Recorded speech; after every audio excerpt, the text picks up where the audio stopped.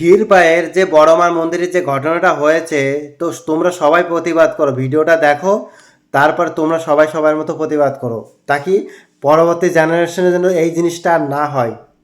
তো আমরা যদি আওয়াজ না উঠাই তাহলে কারা উঠাবে বলো?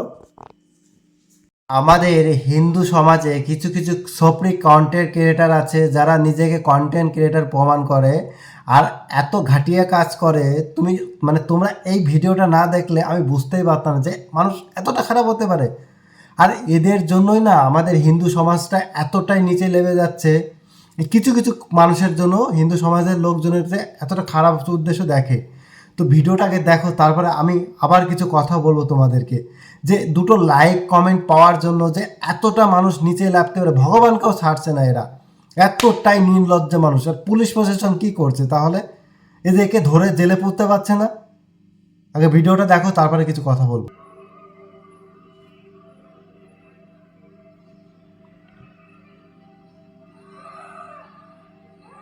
নিজেকে মহান ভাবছে, কালই সেজে গেছে। রেপ যখন হয় তখন কোথায় যাও তোমরা? তখন তো এই আওয়াজটা আসে না তোমাদের মুখে। অসভ্য মহিলা একটা।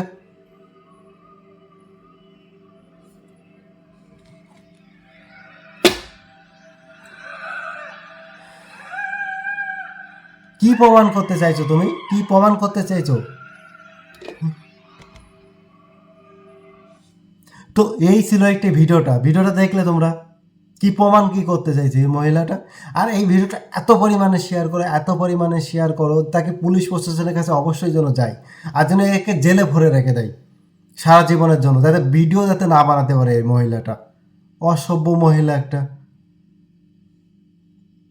আর তোমরা কমেন্ট করো, আর তোমরাও বেশি বেশি করে এই ভিডিওটাকে নিয়ে ভিডিও বেশি করে বানাও, তোমরা প্রতিবাদ করো তোমরা।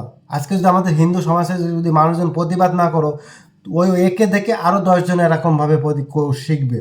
তো তোমরা অবশ্যই প্রতিবাদ করো।